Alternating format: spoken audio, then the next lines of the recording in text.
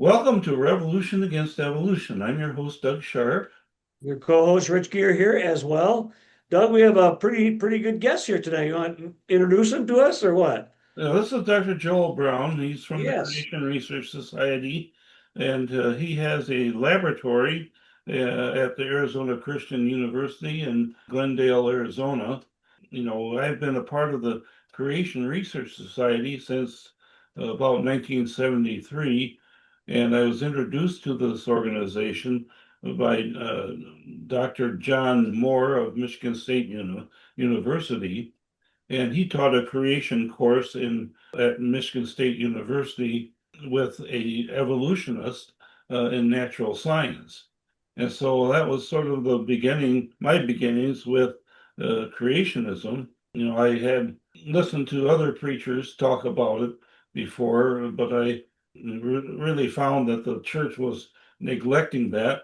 I was doing experiments on origin of life, trying to create life in the test tube, and I found that the amino acids that I was zonking in my solutions wouldn't combine because it required the removal of a water molecule. So I had the experiment wrong, and I learned quite a bit from that experiment, but I created a little bit of brown sticky goo when I was zapping tryptophan, and so apparently I broke down the aromatic rings on tryptophan and tyrosine, and the solutions turned brown, and I was doing chromatography on them and analysis, and then finding out that, I wasn't getting any peptides. So that sort of turned me towards seeking after God's creation, and I grew up in church, and but I had sort of strayed a little bit, and I guess that was something that brought me back to the Lord. So, Joel, we donated some money to you to obtain some equipment to analyze DNA. And we did a show on this a little while ago, and we found out that you were just beginning in the use of that equipment. Can you bring us up to date on what's going on? Sure, absolutely. So hey, thanks for having me. This is always fun. It was great to meet you. When was that? Earlier this year, beginning of this year sometime. I think it's in I'm April. Yeah, yeah, I'm in many ways like a new kid on the block. So you said you joined the society in 1973. that's right. Yes. I joined the society in 2023. So Wow. you 50 years? that's a 50-year 50 difference. year. Wow. Um, so my background is in genetics. I have my PhD from Cornell University, in molecular biology and genetics. We study developmental biology and how the early brain forms. And then I continued into research in St. Louis for a little bit. I spent 5 years in education after my scientific research. And then the Lord laid on my heart that I needed to be more active in creation science. And so I started looking around and I found the Creation Research Society. And I joined the Creation Research Society. And that was in 2023 when I joined it. And then just the Lord opened the doors and for me to come down here to Arizona with my family and help lead the society and lead the research lab here on the campus of Arizona Christian University. And because I love DNA, my background is in DNA. To me, the natural thing was let's study DNA. Let's study it in cactus. That's one of the projects. Let's study it in birds. Let's study it in all these things. But the holy grail, so to speak, of DNA would be to find DNA in dinosaurs. And so our lab here at the Van Andel Creation Research Center specializes in what I call molecular paleontology. So, paleontology is the study of dead things in the ground. Molecular paleontology is the study of molecules in the dead things in the ground. And so we study the molecules. We've spent years studying proteins in these fossils, and one protein in particular called collagen. And if there's proteins there, then maybe there's DNA there as well. And so that's kind of the backstory that leads us to where we are today to pursue dinosaur DNA. Well, how long have they been studying proteins then? Well, what do you mean proteins like in the The context of collagen, dinosaurs? yeah, in dinosaurs, yeah. Well, so Mary Schweitzer in 1999 started finding the soft tissue, and that was published in the early 2000s, and that created quite a stir. And Well, she found soft tissue. I thought she found hemoglobin. Am I misunderstanding, or did she find both? She found the soft tissue. She found some things that looked like they could be like red blood cells that were lysed. Yes. Um, it turns out those are not. They're not red blood cells. They're just conglomerates of iron. But she found soft tissue. She found morphologically identifiable cells, like bone cells. Okay. And this was highly controversial at the time. But she has gone on since then and others to really, in my opinion, solidify the conclusion that, yeah, there is original organic molecules in these dinosaur bones. This has to be stunning because we've talked about the fact that, you know, uh, soft tissue should not last for tens of thousands, let alone millions of years. And we've read about Armitage and the Triceratops horns, things of that nature. And so she actually come up with, because she's an evolutionist, Yep. unless she's changed her tune, No, but no. she's gone against the grain quite a bit here. And it's kind of, I guess, refreshing to find someone from the other camp who's willing to tell the truth. Sorry, that's Agreed. Now, but yeah, of course, you know how they interpret that. They I understand say, that. "Wow, Yeah. it's such a surprise to find this collagen. Therefore, we conclude collagen must last millions of years." Millions of years, yeah. That's what they do. Yeah, yeah. Okay. And that's always going to be the case. If we find dinosaur DNA, that's going to be the same answer. They're going to say, "Wow, turns out DNA can last millions of years." I'll just talk through some of the things that are going on that we're working on. This is a long-term project, but thanks to that sequencer, we've been able to start down this long road of trying to find dinosaur DNA. All right, looks like we are in business. So this is what I call in pursuit of dinosaur DNA. And I'm not going to just ramble on like a presentation, a one-way presentation. I want you guys to chime in and interrupt and ask questions as much as you want. I can jump around in this presentation wherever we need to go. So it's not a one-way street. Okay, so I'd like to start off with this picture. This is my son. Uh, his name's Micaiah. He is holding a T-Rex tooth. And this was a T-Rex tooth that we dug up in the Hell Creek Formation in Glendive, Montana, this past summer. And, creationists, evolutionists, everyone alike must be fascinated to find these gigantic organisms buried in the ground and these gigantic teeth buried in the ground. And we are all right to wonder where in the world they come from. Without going into the whole history of paleontology, it was only within the last 200 years that dinosaurs were really firmly discovered. It was 200 years ago, almost to the year, that the first dinosaur was named. So dinosaurs are relatively new in our understanding as modern humans. We didn't know about them. And so where did they come from? Now, I'm going to just cut right to the chase. Dinosaurs died out during the flood of Noah's day, about 4,500 years ago. This isn't rocket science. A straightforward reading of the Bible would nicely explain why we find all of these fossils. I think it's fascinating. I'm just going to say this as an aside. The Bible is not trying to explain where all the dinosaur fossils came from. The Bible is just simply giving us a history of what happened. Yet it's amazing in the process of giving us a history of what happened, how nicely that history explains where all these fossils came from. Because we find these in sediment that's been laid down by water, and the flood is a perfect explanation for all these fossils. Well, as we talk about that, Ken Ham likes to use that saying, what do you expect if there's a worldwide flood with tectonic action? You expect to find billions of dead things laid down in rock layers by water action all over the earth. And what Yeah, if you had a worldwide flood? And what do you find? millions of dead things laid down by water action and rock layers all over the earth. That's what you do Exactly. find. So that's exactly right. So now that's quite a fantastic claim, though, to say that dinosaurs died out a mere 4,500 years ago. In our modern day, that sounds crazy. Well, it shouldn't come as a surprise that we do find evidence of that. So there are over 100 papers that have been published describing these biological tissues, molecules, and the dinosaur and other ancient fossils, including things like the soft tissue. It's very famous to have found soft tissue in dinosaur bones, including work done here at the Creation Research Society has shown the soft tissue in dinosaur bones. Distinct cells, like you can see morphologically distinct cells.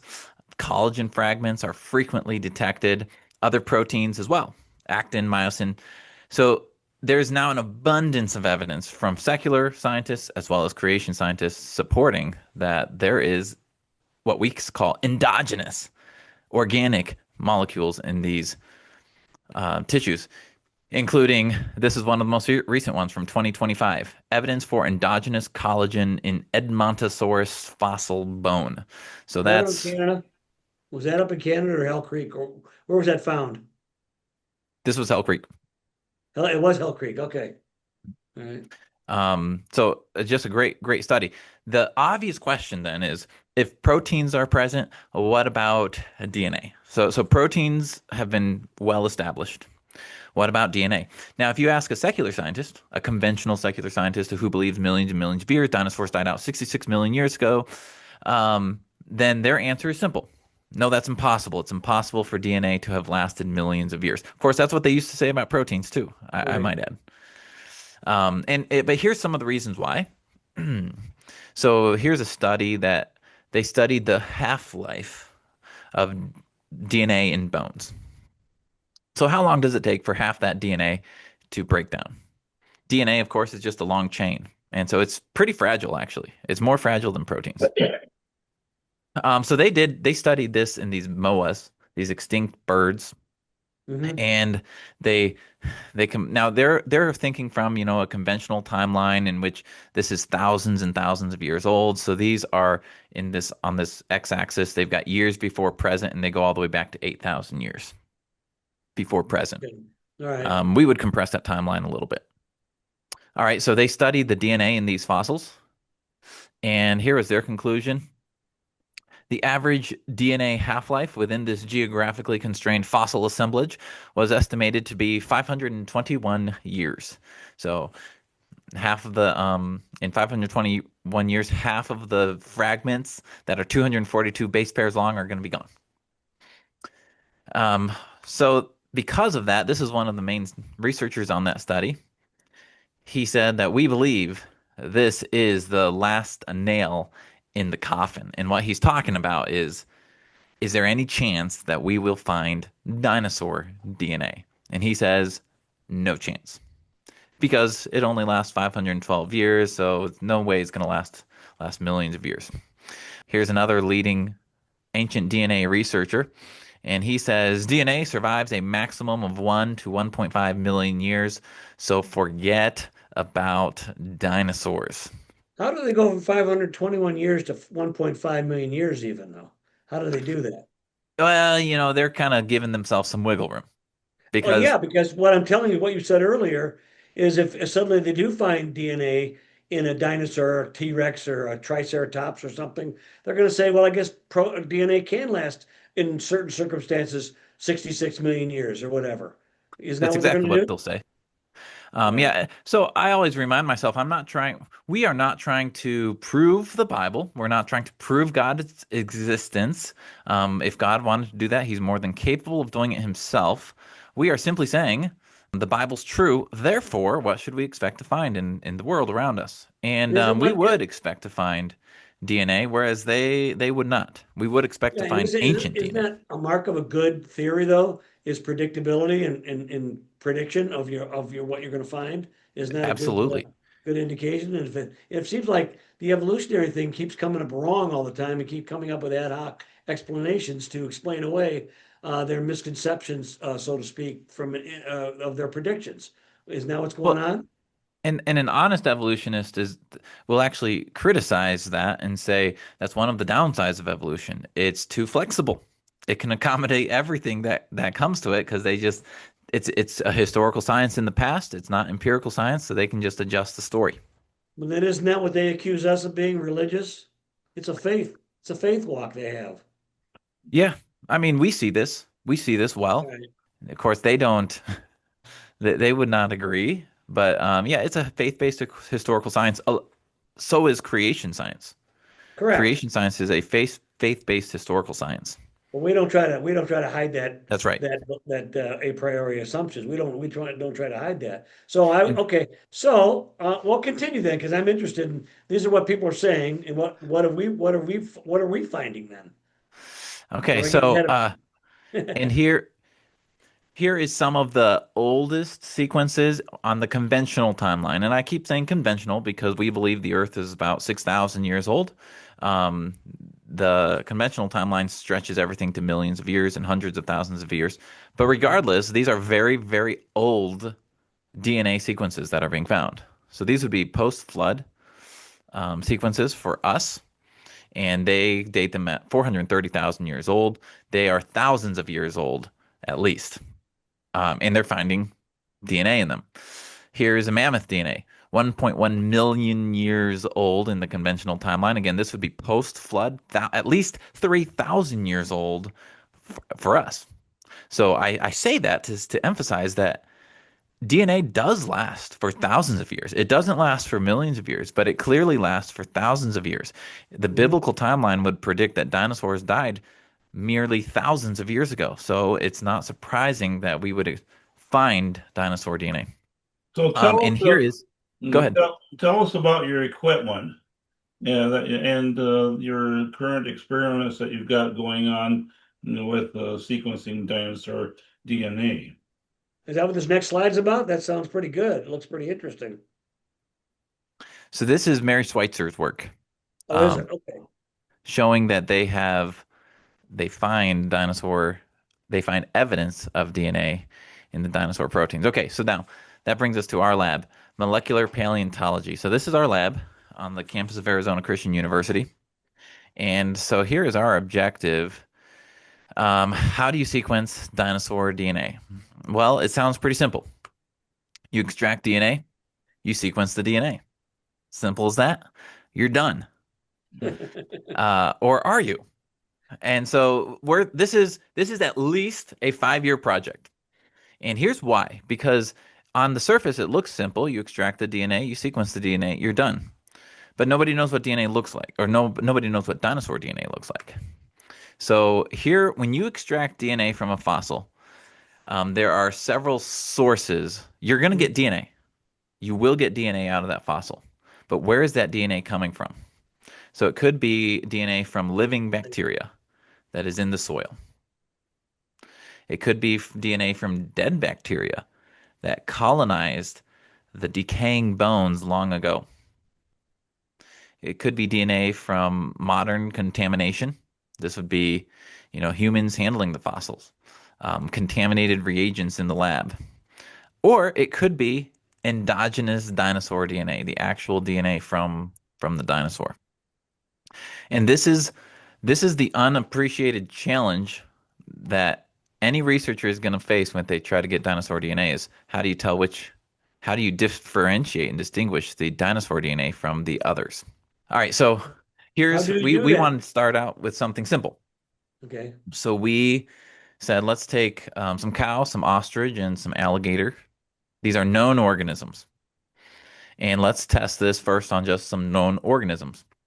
So we take bone from these known organisms, we grind it up, we extract the DNA, we sequence the DNA, and let me emphasize, so this sequencer and the materials for sequencing the DNA is what Doug and the Revolution Against Evolution helped purchase. So we really appreciate that. And then we go into this misty realm of bioinformatics. Bioinformatics is the misty borderlands between biology and computer science. So you're going to get millions and millions of individual sequencing reads base pairs, letters out of these instruments, and it takes supercomputers to be able to sift through them. So it's not a trivial task. All right, so I'm not going to show you how we do the DNA extraction. That's kind of boring. Um, so here is what this experiment looks like. So here's what comes out of the sequencer. On this particular run, we affectionately call this our AOC DNA, which stands for alligator, ostrich, cow. Um, Okay. Mm. Sorry. the Okay. we ran this for 5.5 hours, and we got 2.57 gigabases out. So 2.57 billion base pairs out. Those are the individual letters of DNA, A, T, C, and G. And you're going to see this a lot. You're going to see reads generated. We had 5 million reads generated. So what that's talking about is a read is an individual fragment of DNA that was found inside the specimen. Okay, so then we go through this lengthy quality control process where we filter out junk and we identify the stuff we want to keep. And so on this bar chart, we've got on the y-axis, we've got the number of reads. On the x-axis, we've got the organism that they came from. So we had those three, the cow, the ostrich, and the alligator. And you see, for instance, from the cow, we got over 2 million DNA fragments that were read by the machine. Ostrich, about 2 million as well. The alligator, not as much. I don't know why. That's not really our concern right now. And most of those reads are good reads. So the orange color are the represent good reads. And so then the next step is we need to identify which organism those came from. Now we know because we did the experiment, we actually had the organism. This is a proof of concept. And so how do you identify? Now I'm going to get into the weeds here. So buckle your seatbelts. Are you guys ready? So I'm gonna show you one of the methods that you can use to identify an unknown sequence. Now we know the identity of these three, but we won't know the identity of ancient sequences. And so right now we're just working with known sequences. So we would take DNA from the mitochondria. So here we have a cell. Inside the cell, you have the mitochondria. Inside the mitochondria, you have mitochondrial DNA. And when we extract DNA from these bones, we're getting both the cellular DNA and the mitochondrial DNA out of it. And I wanted, just for sake of simplicity, let's see if we can sequence the mitochondrial DNA and let's focus on that. And so here's what we did to try to identify the reads that we got out, the 2 million reads from each of these. We took known mitochondrial sequences. So this is a publicly available cow sequence, publicly available ostrich sequence, and a publicly available alligator sequence, and we stuck them all together. And this is going to now be our reference sequence. So now we are going to take all of these gray little rectangles represent a read that came out of the sequencing machine. And so we got 5 million reads. I'm just showing you a few reads to represent what we would expect to happen. We would expect the reads from the alligator to mostly map to or line up with the green alligator sequence. We would expect the reads from the ostrich to mostly line up with the ostrich sequence, and so on with the cow. So I hope this works. I'm going to stop sharing. This is what the data looks like when you're running these sequencing experiments. I am going to zoom out. So we took the alligator, we took a bison, we took a cow, a camel, a human, an ostrich, a pig, mitochondrial genome. We stuck them all together, and then we checked to see which one matched our sequence reads the best. And so if I zoom in on, let's zoom in on the pig. It's thinking, there he goes. Just a few of the reads actually match the pig mitochondrial sequence, which is what we would expect, right? Because there weren't pigs in our original sequencing data set. But when I go over to alligator, you can see that in sample number 3 down here on the bottom, all of these reads match the mitochondrial sequence. And so we can zoom in on this, and whoops, these are the actual I'm going to show all bases. So this is what came out of the sequencing machine. These are the individual base pairs, and we can now map them to the organism that they came from. Okay, so this is just, and if I go over to cow, you can see we got tons of reads that match the cow mitochondrial genome in our first sample up on top. So this is a proof of concept that shows how the sequencing approach works. All right. So then we ultimately want to do this in dinosaur DNA. And I'll cut right to the chase. We do not have dinosaur DNA yet. Um, but let me tell you kind of the steps we're taking towards getting there. And this started with the step one is getting a sample. And there are many, many samples available. So right now we were concerned about using samples that had been handled and contaminated a lot. So we wanted to get some fresh samples. So we went on the dinosaur dig back in July 2025 and up in Glendive, Montana. And this is the team doing the dig. I'm going to play a little video so you can see the technique that we used to collect the samples. All right, so that's okay. I'm just going to narrate it.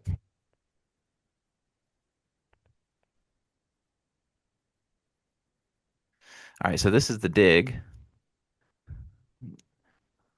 This is Glendive, Montana. So any time you're digging for dinosaur bones, the first thing you're doing is you're just trying to remove the sediment to find a bone. Now, in this particular formation, in the Hell Creek Formation, this is a secondary deposit, so the bones are disarticulated. They don't come in full skeletons. They just come in these fragments. So here's a member of the team working on an Edmontosaurus rib. You painstakingly clear as much of the sediment from around it as you can.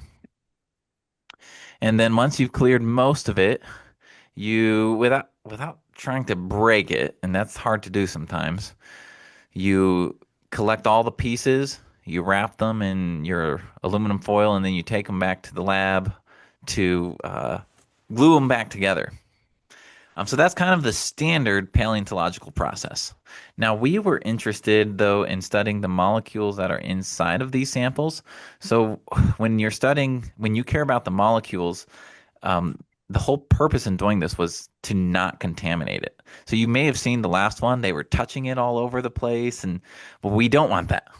So we would, as soon as we identified a bone in the ground, this was from the Mesozoic era, from conventional timelines. So this would be the dinosaur layers. As soon as we found a bone in the ground, we didn't touch it. Instead, we documented it and then we cut it up into 4 different fragments.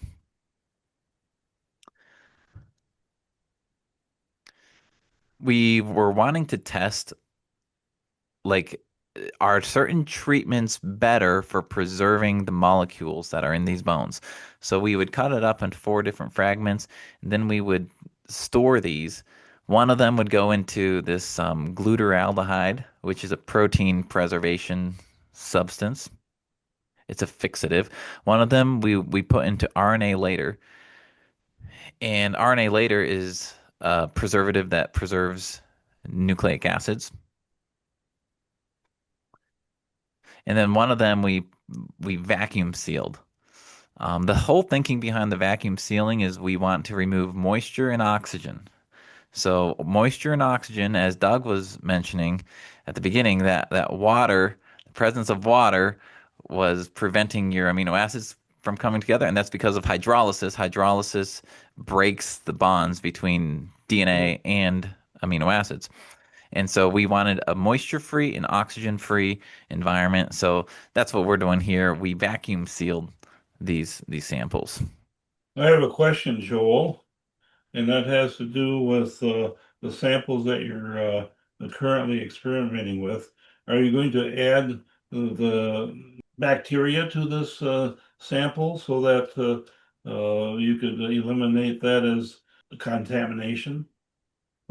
We won't need to add bacteria. Oh, well, let me finish off by saying thank you and recognizing the groups that were there. So this was Bob Jones University. They had a team there, and Liberty University, and this was made possible by the Glendive Dinosaur and Fossil Museum. Okay, so to your question, are we going to add bacteria to them? So the bacteria should already be there, and I'll show you some of the early results that we're getting. So there should already be bacteria in these samples. With these, is this bacteria, is that considered contamination or what is it? I'm not clear about that. Well, both. It depends how you define contamination. Uh, Well, something that would be other than what you're looking for. then yeah, I would consider that contamination. It's not dinosaur. Like, Right, and so we do expect there's bacteria everywhere. So you go outside your door and pick up a soil sample from the ground, there's bacteria in it. right. You could extract DNA and you're going to get bacteria out of it. All right, so yes, here's our example. We took these four, we stored them in different ways, and then we're going to use, here's an important step. We took some of the soil from around the bones. Now that's going to be a negative control because that should not contain the dinosaur DNA, right? But it should contain the other environmental DNA, like the Mhm. bacteria and such that are Sure. there. So this is this is all part of the strategy. We have the actual sample, which will study the DNA and the proteins in. We have other samples that are stored in these other solutions as well. So that's kind of the thinking behind it. All right, so then time for the molecular analysis. So we have our dinosaur fragment. We would then cut it into 3 fragments, grind these into fine powder. From there, we can extract DNA, or we can study the proteins using the FTIR. I think for sake of time, I am not going to show the proteins. So I want to show you where we are headed with the analysis for the DNA. So the first step is to extract the DNA. So here are DNA concentrations. I'm showing you the concentration on the y-axis. On the x-axis, I have the names or the numbers of each of the samples. So we collected 10 samples. We've got sample 1, 2, 3, 4, 5. So these are 10 samples from Glendive. And you see a lot of zeros in here. This is not that surprising. We don't anticipate that finding DNA is going to be an everyday occurrence because DNA is fragile. But we found some that aren't zeros. So we have this sample 6, sample 7, sample 9, sample 2. They had very low levels of DNA were detected. Interesting, I'll point out these 4 samples are the sediment samples, and they had also 0 DNA detected in those. So we decided to just first try, let's just sequence everything. Let's just run every single one of these through the sequencing machine. So we ran this sequencing reaction. Now, compare this to the last one I showed you. The last one was modern bone with lots and lots of DNA. This is ancient bone. We ran it for 48 hours. So this machine was running for 48 hours trying to collect DNA. And after running for 48 hours, it collected 196,000 reads. So that's 196,000 fragments of DNA. And this was compared to 5 million when we use the modern. So this is to be expected. These are low quantities. All right, so which one produced the most reads? The one with the most reads is the lab blank. It's this guy right here. So, the interesting thing is, so the lab blank is one that doesn't have any ancient DNA in it. It just has standard contaminants from around the lab. So the same, we touch these lab blank tubes, so it would have some human DNA in it. So that's what you're seeing mostly. But it shouldn't have any ancient DNA in it. All of the samples that came from the Glendive, that's these samples right here, samples 1 through 11. These are the reads the total number of reads that we got out of them. So this is on the y-axis, the number of reads. On the x-axis, we have each of the samples. Sample two gave us the most, but that was a mere 200 reads. 200 reads, not 200,000, 200 reads. Hmm. And then sample six, sample eight gave us some other ones. So uh, this is for when you look at this data, this is a problem with these. There's something in these samples that is inhibiting the DNA sequencing. And the reason we know that is because we spike these samples with a control, with a positive control. We spike all of the samples with a known sequence, and that known sequence should show up in every single one of them. And it doesn't. And so Oh, there's something inside of the samples that is inhibiting the sequencing reaction, whereas in the lab blank, there is no inhibitor. So we're getting a lot of DNA out of that one. so do you know what's inhibiting it? I don't. So we have to try a different extraction method. We we use a magnet to extract the DNA, believe it or not. You use these tiny microscopic beads that are they're iron beads and they're coated with silicone. And the DNA sticks to the silicone, and then the beads stick to the magnet, and that's how you purify your DNA. Oh, But we suspect there's something else metallic in the sediment, like in the fossils, that's also sticking to the magnet, and that's being carried through and inhibiting the sequencing reaction. would That's our other best digs, bet. would other digs maybe be different then? Would there be other, I'm not saying you have access to other digs, but someplace up in, they dig a lot of Edmontosaurus type things up in Canada, the Edmonton, well, Edmontosaurus from Edmonton. There's supposedly unfossilized bone up there and things like that. Yeah. Yeah. So how about, would that have inhibitors in there?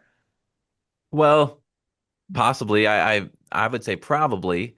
I don't think this is an insurmountable problem because there are other methods to isolate the DNA Okay. besides using the magnet. So we're going to try one of those other methods, and that should increase our yield. However, we have another problem based on this first round of experiments. We have 200 reads here, and in these 200 reads, aren't you wondering what organisms they're from? Yeah, I am. So so here's how we would check that. I showed you the competitive mapping approach. That's one tool we can use, but there's another tool we can use, and this is called the Basic Local Alignment Search Tool BLAST. It's probably the most common bioinformatics tool in the universe. So you take all of your unknown reads, which is what we have. We have these 200 unknown reads, and you search them against a database which contains every known sequence ever published. So it's massive. It has trillions and trillions of base pairs in it, millions of sequences. And then it matches them to whatever is the best hit, the closest match. So I used, ostrich, alligator, and cow for an example, though we don't expect that in cow or in these fossils. Okay, so we ran our sequences through this database, and here's what comes out. So on the left, I have the lab blank. The lab blank it would be DNA, contaminant DNA from around the lab. On the top, I'm showing you a pie chart that breaks it down by kingdom. So it breaks it down into eukaryotic, which is, humans and cows and all that good stuff, versus bacteria. So you can see about a quarter of the sequences are from contaminant bacteria, and three-quarters of them, this is just in the lab blank, are from eukaryotes. And out of the ones that are from the eukaryotes, the vast majority, 38,000 of the reads were from humans. And this makes sense because we are humans that work in the lab. So this is the sort of contamination that we would filter out.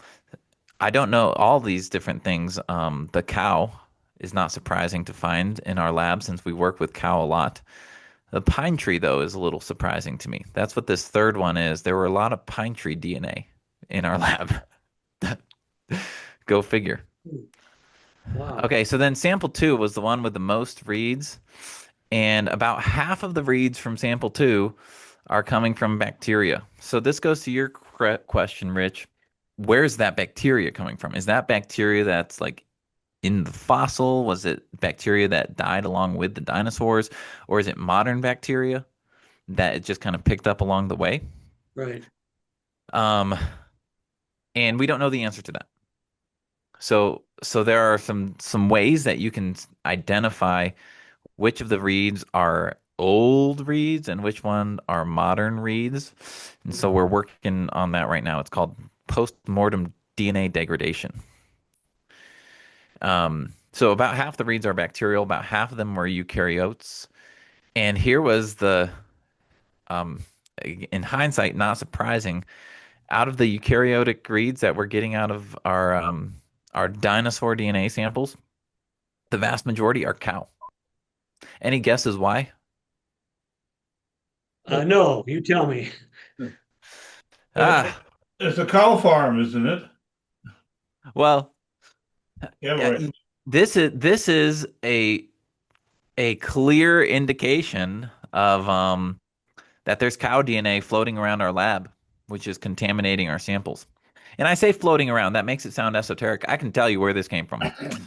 We have a lot of cow bone that we work with in the lab, and we use a mortar and pestle to grind these, and we clean this thing like crazy. But this shows that even if you clean it a ton, you still have a lot of cow DNA floating around in there. So this highlights the challenges with working with ancient DNA because we're looking for things that exist in such small quantities that any little bit of contamination is going to overwhelm them. And that's what's happened here. So we have this big bunch of cow DNA that shows up in our sample. So we'll have to figure out our way to get around that. So we are far from done. The future steps here are we need to just start sequencing lots and lots of different samples. We need to get down a method that is as clean as possible. It's our method is pretty clean, you can tell because there's no human DNA that showed up in our sample too. That's a good sign. That means we're not contaminating the sample. But we're still getting some other organisms that are contaminating the sample. So the objective is you extract the DNA, you filter out everything that's known, all the known bacteria, all the known contaminants, human DNA, modern DNA, you filter all that out, and then you're going to get a little bit that's left. And that little bit that's left is a candidate for being dinosaur DNA. That doesn't mean it is dinosaur DNA. It just is a candidate for being dinosaur DNA. How do we confirm that? Well, that is the $1 million question. Yeah. So here's how we suspect we'll need to confirm it. We would need to have 2 or 3 different labs around the country, all sequencing similar samples, all getting out similar sequences that match each other, but don't match a modern sequence. And at that point, we can start to say we have dinosaur DNA. So this is not a a small project. I want to thank the folks who did this work. Ellie up here did a lot of the work with the dinosaur DNA, and Faith is our sequencing expert in the lab, although she's about to graduate, and so we're sad to say goodbye. This is our team of undergrads. It's primarily undergrads who do the research around here, and we're very grateful for them. And then, of course, the CRS supporters, like you, Doug, we appreciate you, and others that make this work possible. There is also, though, several other labs which I have to mention because we would not have gotten to where we are now, where we are sequencing DNA from bone, without the help of these labs. This is the DeWeese lab at Freed-Hardeman University and Rebecca Garcia lab at Bob Jones University, as well as a whole host of other people on this project. Many of them are Creation Research Society members from around the country. We are all working together to slow and steadily chip away at this dinosaur DNA. So there you have it. That was a mouthful. Well, we are at 45 minutes. We have another 15 minutes if we want to make it an hour program. Sure. Let's So maybe we have some time for some questions from some of you, like maybe Derek might have a question, or Ted, or one of the rest of us. So I uh, might ask if you have uh, done any research with you mentioned cactus, and you did some uh, things with different kinds of cactus and see how they were related. Maybe you could reprise that a little bit. So one of the there are two things that we do in the Van Andel Creation Research Center. Um, that's our lab. There are two specialties that we have. One is molecular paleontology. So that's what I've described here, which is trying to sequence and understand and analyze the molecules inside of fossils. So that's one side, molecular paleontology. The other side is what we call phylogenetics. And that's just a fancy way of saying, what organisms actually are related. Because God created everything to reproduce after their kind. So we expect there to be organisms that are related to each other, like dogs, wolves, coyotes. So they're related. And how can we as creationists start to kind of figure that out for ourselves instead of just letting evolutionists build all these trees that all connect to a single trunk? We as creationists should be busy trying to understand, trying to build all these small trees that don't connect. And so that's called phylogenetics, understanding the genetic history of organisms.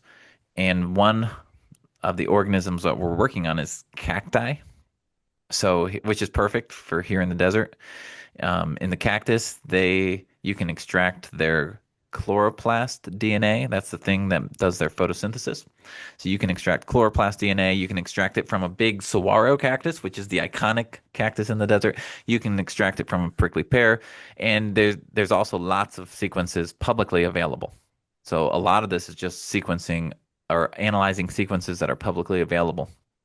And by comparing those, you can start to see which ones are directly related. Are they all part of one family? Are they part of two separate kinds? And we can start building what that may have looked like back in the Garden of Eden. I had a question about aloes and agave. They're supposed to be separate worlds apart from each other, and yet they are very similar in morphology.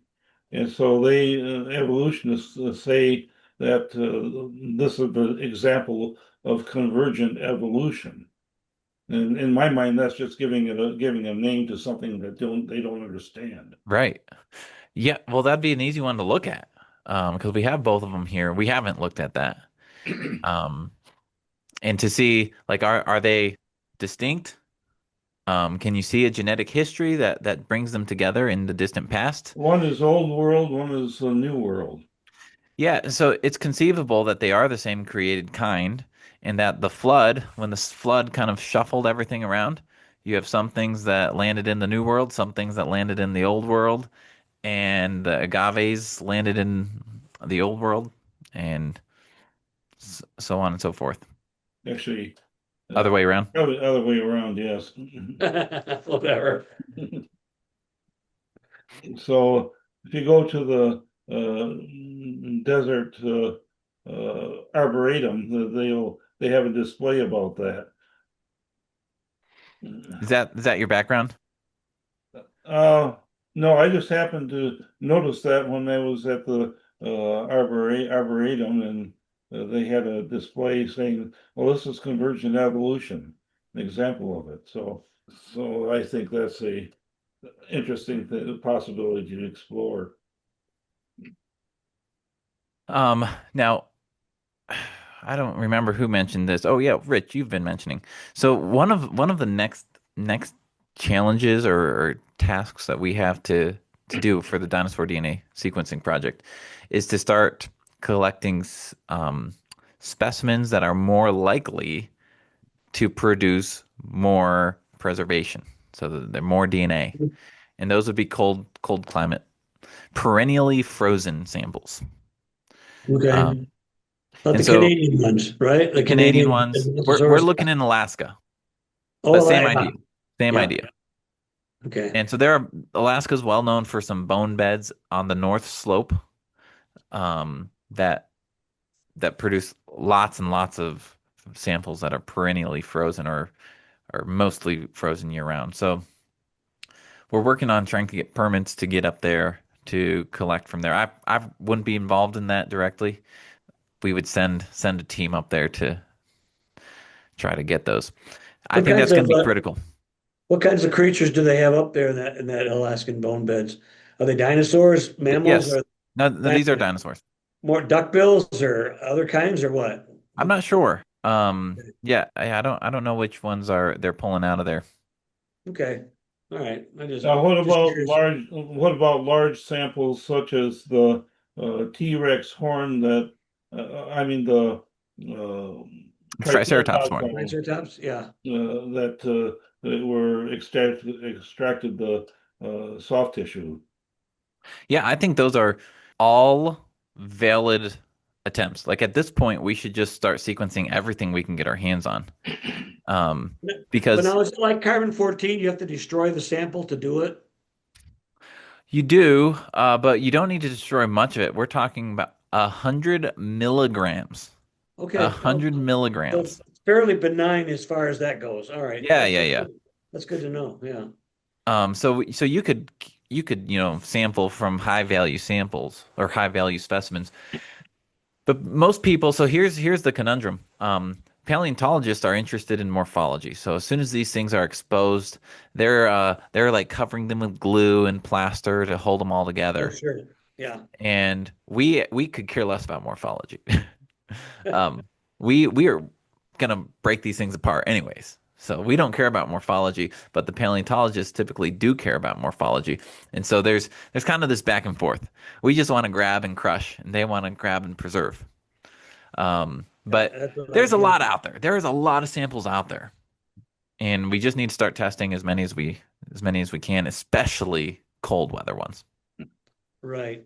Well, it'd be neat if you get some different, you find out if there's any similarities of the dinosaur DNA to, let's say, modern reptilian type, because they're reptiles that we understand, they're different because they walk upright rather than splayed out, or Yeah. they're not like lizards, and there's arguments whether I don't know whether they still have, are they still arguing whether they're warm blooded or cold blooded on some of them? Oh, sure, Yeah, sure. I figured that debate is still going on. So there's a lot of differences in what the dinosaur is, and as far as but it seems to be reptilian in nature. Would there be some overlap? I'm not saying a la Jurassic Park, but you know what I'm saying? Are there things that they could learn from modern reptilian kinds? Have you and is there something in the ancient the dinosaur fossil that would maybe be similar in some respects, So, okay, so that's one of the ways that we could that's one clue that could hint that we have real dinosaur DNA. If we compare it to a bunch of modern sequences and we start getting a bunch of hits on like alligators and it's not an exact match to alligator, but it's similar to alligator. And if we Right. start getting a whole bunch of reptilian hits out That's of what I was these, getting at. Yeah. then that would be really good evidence that we are onto something in that sample. So that's Okay. something we're watching for. Like every time we make those pie charts, we are just dying for a reptile to pop up. I mean, because that at this point nobody knows what dinosaur DNA looks like, but the reptilian makes the most sense. Evolutionists would also say birds should pop up on there. You know that they're going to Yeah. match the bird. Um, I think we should be prepared to think of dinosaurs as kind of like they don't fit nicely into any of our modern categories, and that's okay. They aren't mammals, they aren't birds, they aren't reptiles, they are dinosaurs. You know, they are their own thing. And they dominated the pre-flood world. And what they actually are, what you're analyzing here is the computer code of our genius Yes. God, Yeah. who reused code for various purposes in his creation, and because they worked in various situations. And so I think that if we find samples of DNA that do certain things, we would expect that we would find morphological similarities between diverse creatures. Agreed. Yeah, so we would not be surprised to find similarity between the ancient dinosaurs and some modern organisms. Perhaps another area of research might be with paleontological fossils of humans. Maybe take a look at fossil DNA from Australopithecus versus Cro-Magnon man versus Neanderthal. Certainly, there's possibilities of finding samples of those. Well, so your Australopithecus idea is fantastic. Like that's another one that evolutionists would write off. They would say, "Oh, there's no chance that there's DNA remaining." But that's post-flood. That's Mhm. post-flood, so we should be able to get DNA out of those Right. organisms, and that would be fascinating because Australopithecus is a controversial um, specimen. You know? Yeah. Yeah, Rich and I were at the Sterkfontein Caves where they found the Littlefoot fossil, where it actually had a sample of the foot of the Australopithecus. And seeing it, we could tell it was definitely arboreal in nature with a opposable thumb. So it was a monkey of some sort. Yeah. Well, it really wasn't on its way to becoming human, but they don't want to tell you that. They conflate the fossils that I think Laetoli footprints, the small footprints, supposedly the stratus 4.5 or 3.5 million years ago, and that's when Australopithecine is supposed to be around. So they, and Lucy, they put human hands and feet on her. But when Doug and I went there, we saw, wait, Australopithecine has arboreal. It's more, yeah, has the opposable thumb, and it's less, almost more. More monkey-like than a modern chimpanzee, if you will, so in some Yeah. respects. Well, So and the confusing aspect is that there is, um, in any of these fossil assemblages, there's a mixture of bones. And so once one thing is identified as Australopithecus, then they assign everything in that general layer as Australopithecus. yeah, yeah, And others have proposed that there's a mixture of pygmy human bones along with ape bones in when I say others, creation scientists have proposed that there's a mixture of pygmy human bones along with ape bones that are misclassified as Australopithecus. interesting. Oh wow. And Well, DNA would be able Joel, to solve that one real easily. that's right. Joel, we've run out of time. Thank you for joining us for this hour. I appreciate you sticking around for the entire show, and we'll see you next time on Revolution Against Evolution. Sounds great. Thanks for having me, Doug and Rich. Well, that's great, man. This was fantastic. Really, I love this. I love every part of this, even the parts I don't understand fully.